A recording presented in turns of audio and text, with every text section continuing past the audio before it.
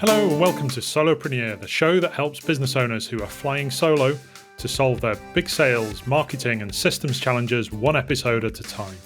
You can watch the video version of this episode at solopreneur.com. I'm Gareth Everson, and on today's episode we're going to be talking about the feast and famine of running your own solopreneur business. The feast when you're busy and you have plenty going on and plenty of revenue coming in. The famine, by contrast, when you don't, and you're scrambling around to find those next projects, those next clients that will pay you the revenues that you're targeting doing. So let's get into today's episode. This is perhaps one of the most painful topics to talk about, and it's one of the most awkward ones. Because when you run your own business and you set yourself a target that you'd like to achieve, you feel at your very highest when you're on track for that target, when you're working well towards it, when you've got an active number of clients that you're working with, whether your business relies on just a few clients who pay you a little bit more or slightly more, probably customers rather than clients who are probably paying you less, but you need more of them. When your business is flying and you're working towards targets that you've set yourself and you can see that based on the current month's activities, that target is achievable at least for this month, there's no greater feeling when you run your own business, when you're solving those client problems, when you're helping the people with the expertise that you have. It's a fantastic feeling. By contrast, when you're not doing so, and when you've perhaps not got those client activities that are underway, and worse still, you can't see in your sales pipeline that the next wave to fill up those activities is on the horizon, that can be one of the worst lows that you can experience as a small business owner. So we're going to talk about that, and I'm going to give you some tips in order to smooth that out in today's episode.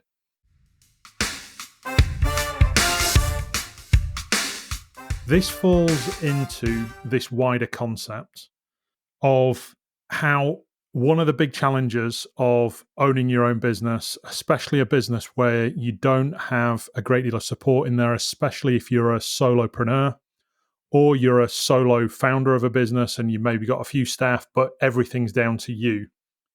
The gap between the goals that you set for yourselves and the results that you get can be one of the biggest frustrations in business. And lead generation is one of the great causes of those gaps. There's a vicious circle when it comes to your business, when it's not hitting those revenue goals that you've set for yourself, and when you aren't generating the leads that you need in order to have those sales conversations and make those sales for your business. It makes you feel flat. It makes you feel stressed. It makes you wonder why that's happening. You're an expert at what you do. Why aren't people more drawn towards you? Why aren't those marketing activities that you've done before generating enough new leads and enough new business to see you being able to hit those targets that you set for yourself? By contrast, when things are flying and things are going really well, and you've got a good book of business, and you've got clients who are actively referring you to others, and you've got a stream of predictable leads that are registering their interest with you and are lined up to become the next clients through the door to work with you, that creates this virtuous circle. So in order to more consistently hit your goals, we want to be in that second category. How do we get to the point where we know that there's that predictable stream of leads that are coming in?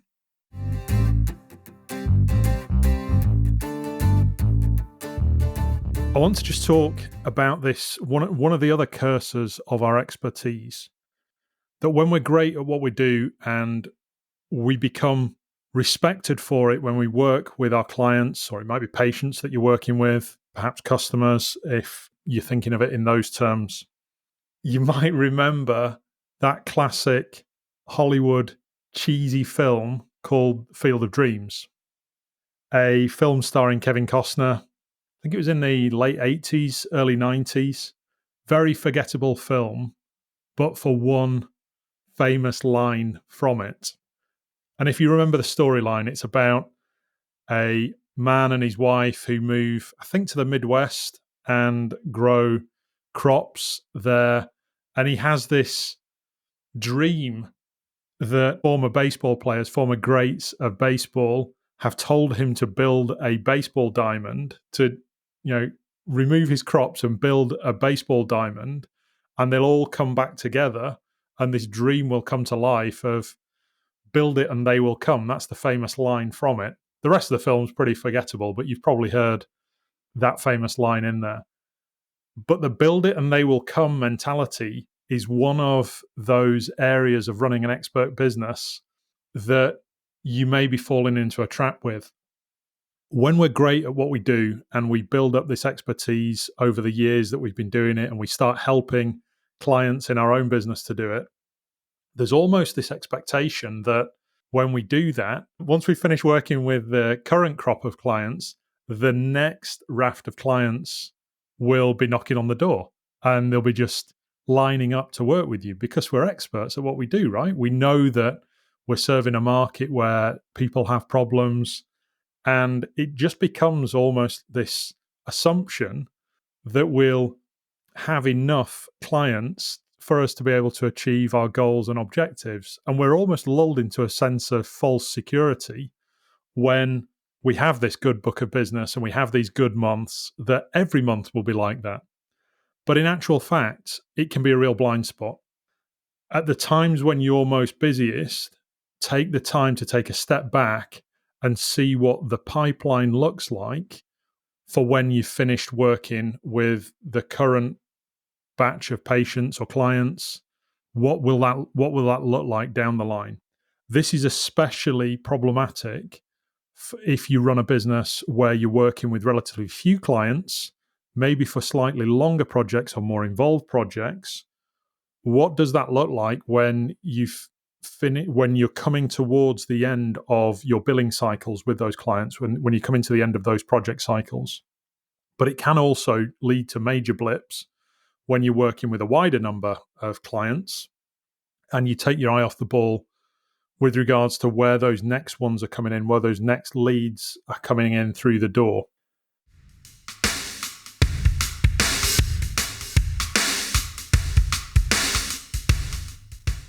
Often you will find that if your area of expertise that gets you paid the good money when you do have those clients or patients that you're working with, often one of the bigger challenges will come when there's more for your target audience to think about before they hire you, that there's a greater complexity to what you do, or it takes them longer to realize that they can't solve this problem on their own and that they need to think about or understand the nature of the problem that they've got before they hire you at your premium to work with them to solve it.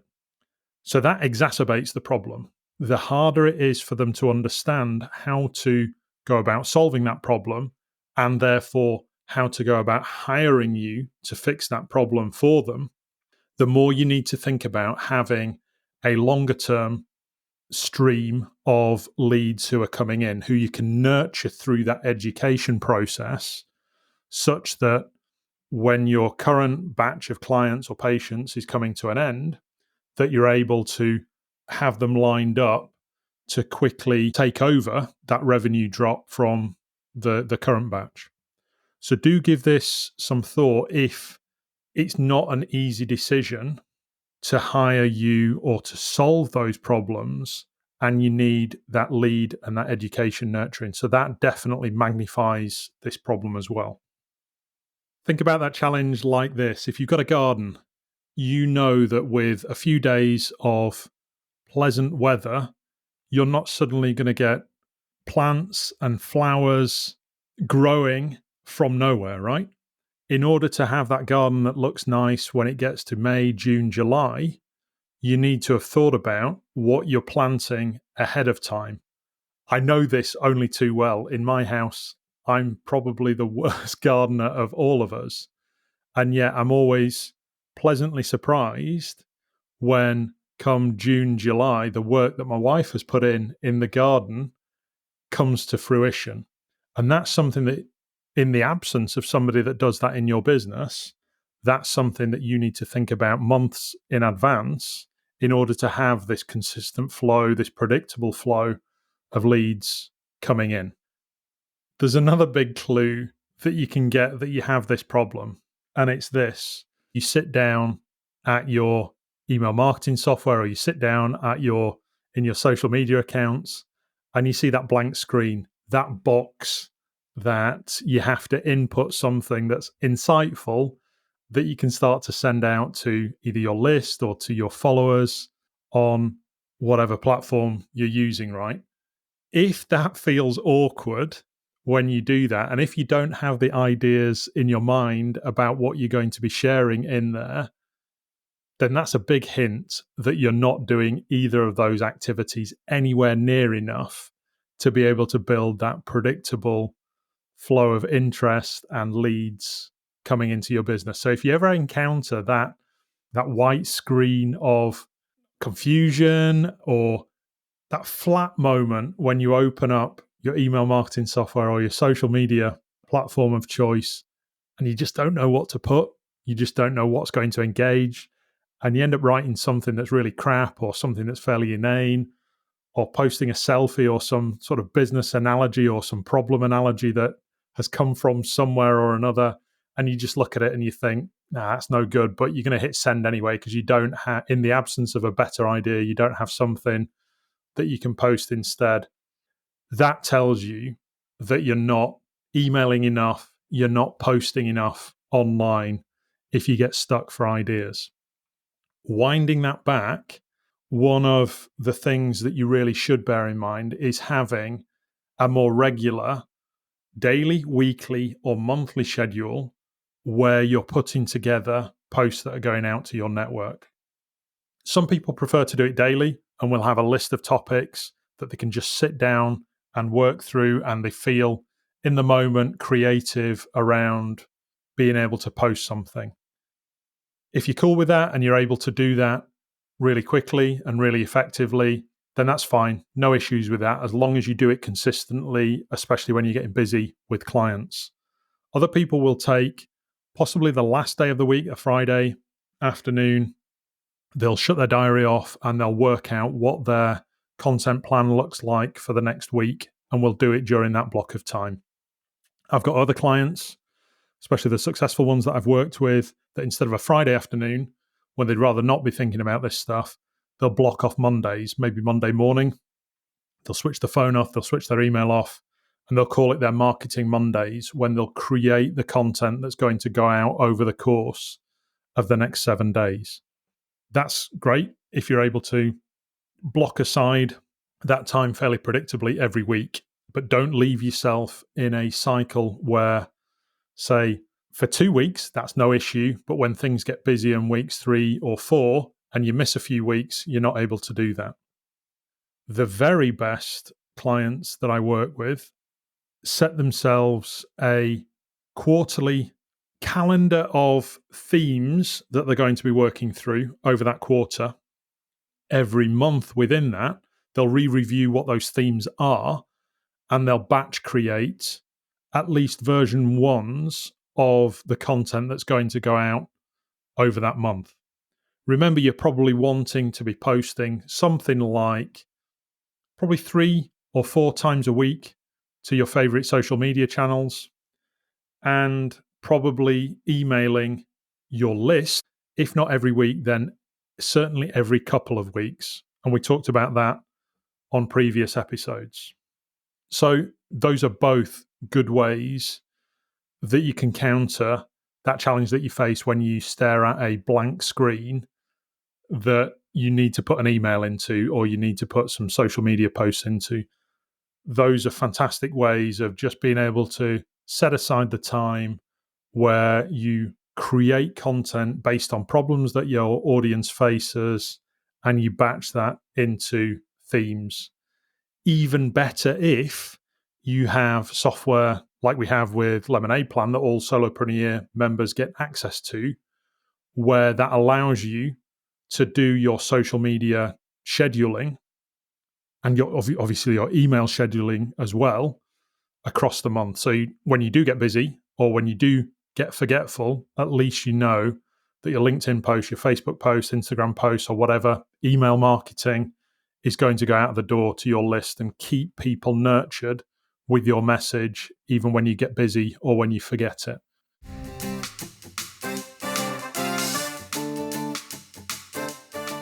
Something else that you should have in your armory, and we covered it on episode 4, if you go back to that episode, is having a lead magnet and resources, a resources pack, for example, that you can point people to from your social media and from your emails to go and get those, and to have somewhere that cold leads can go to who don't really know you, haven't really engaged with your stuff before, but where they can go for the first time and go and download something of yours, opt in to receive something that is a good entry point for them understanding more about who you are, what you do, and the problems that you solve in relation to them.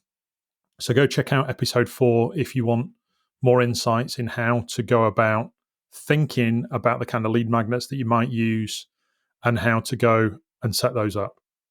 The other thing, and we covered it on episode 10, is having what I would describe as a medium-term lead education piece, where when somebody has opted in, what does that 90 days look like from opt-in? What does that sequence of email marketing, that email automation sequence, look like that they're going to receive? How do you educate them? How do you share with them other insights? How do you poke that problem or related problems that they have, such that over that time, they then become more educated, move more towards the bottom of your funnel and more towards the point where they're ready to have a sales conversation with you at the bottom of funnel, right? That we covered that on episode 10. So I'd encourage you to go and have a look at that as well, if that's of interest to you, or if that's a gap in your business.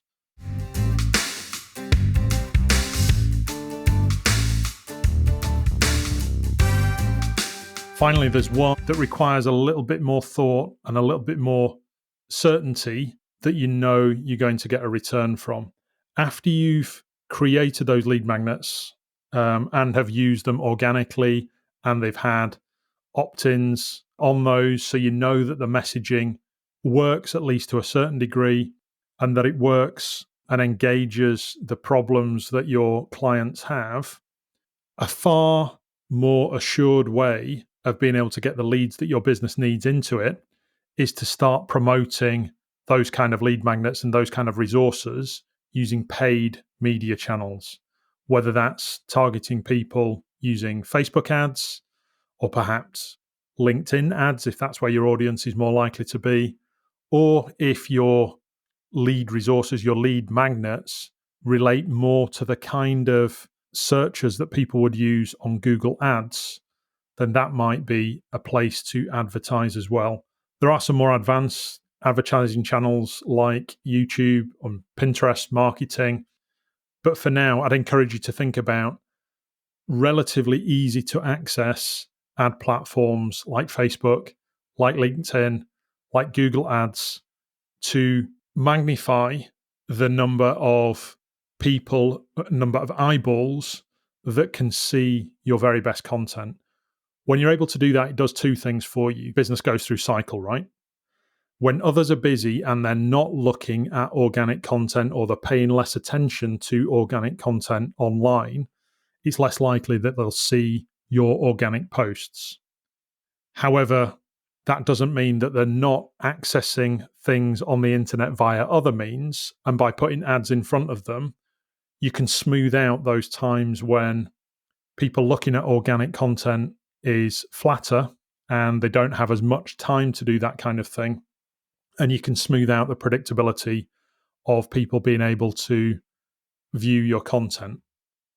The other key challenge with focusing on organic only is that you're only really playing into your existing audience or people that have discovered you through something that you've done or a referral or something like that.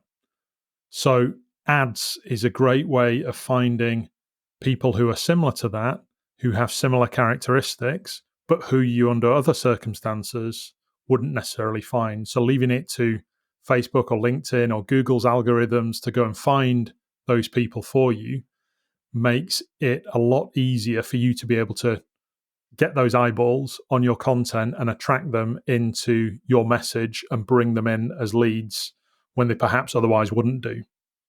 Final really strong benefit of putting money towards advertising to widen your message is that when you do, there's a psychological piece to this, that when you do that, it really forces you to think about whether that message that you've created and whether that message that you're using and the language that you're using is landing with that audience.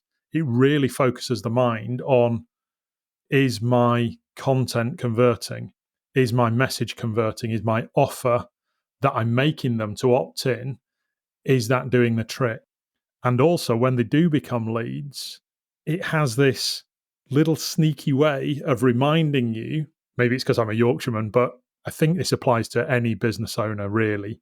There is this thing that when you pay to land leads and you know that money has been invested in every single lead that comes into your business, there is then that onus for you to do more with them and for you to be more active with your marketing, whether it's the email nurture marketing or the regular newsletter type stuff or sharing more insights via social media. There is definitely that move towards putting more onus on you doing those things consistently, where when you're not doing so, because they are, in inverted commas, free leads or have come from your time that you've invested that you obviously can't claw back and use for anything else, that we tend to downplay the importance of that. So there's definitely a psychological element to paying money to get eyeballs on our content and land leads that way. And when you do so, it forces you into being a lot more professional. This is definitely a topic that if it isn't front and center of your thinking, it definitely should be, because at some stage in your business, whether it's all gone well until now or you've had blips along the way and haven't quite been able to explain them, predictable lead generation and consistent lead generation is definitely something that turns you from an entrepreneur that's getting by and doing okay with your results, but perhaps a bit frustrated that you're not hitting the higher targets that you set yourself. It's definitely one that turns you from that inconsistency into that greater consistency, making that gap between the goals that you set and the results that you get much, much narrower.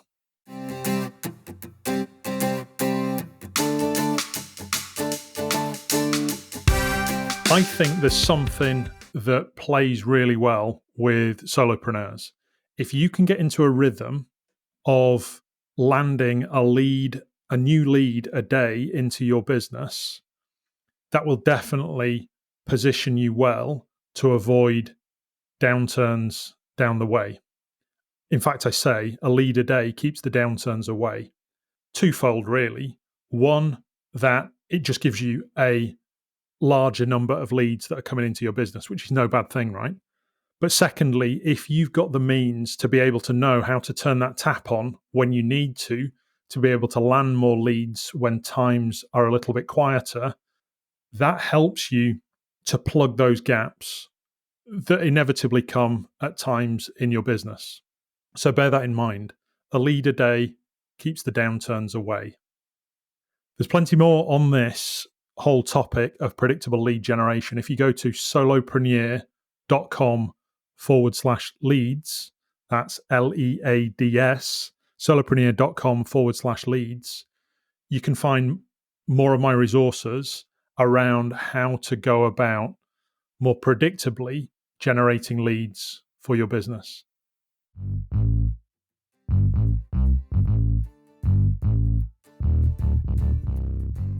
Hope this topic's been useful to you. I started off in a fairly gloomy way of reflecting on how frustrating it can be when you get those gaps in your business and how stressful it can be when you don't have consistent revenues and consistent leads coming into your business. I want to leave you on a much more positive note that when you do correct that and when you are able to address that particular challenge, it really does create a virtuous circle for you and helps you to be able to plan the future with a lot more predictability. If you know what turns viewers into leads and turns leads into buyers, then being able to do that once predictably is not really that much different to being able to do it 3, 4, 5, or 10 times. So having that degree of predictability and that degree of consistency in lead generation can make the difference between where you're at today and the results that you're getting today and a different picture tomorrow or in the next months or years, being able to do that a lot more consistently and a lot more predictably and get better results for your business. So if you're interested in this, I do encourage you to go and check out solopreneur.com/leads, where we've got plenty more resources on this. In the next episode, I'm going to take a deeper dive into the 3 places where you can generate leads more effectively. So please look out for that. Thanks for listening to this episode of the Solopreneur Podcast. Remember that what we learned today builds more value if there's a plan to take action on it tomorrow. So head to solopreneur.com and check out our growing community of action takers and all the training and software that you need to build a scalable business without breaking the bank. And if you value the show, please help others to discover it too by leaving us a review wherever you get your podcasts or by sharing a link to an episode on LinkedIn or wherever your finger does its scrolling.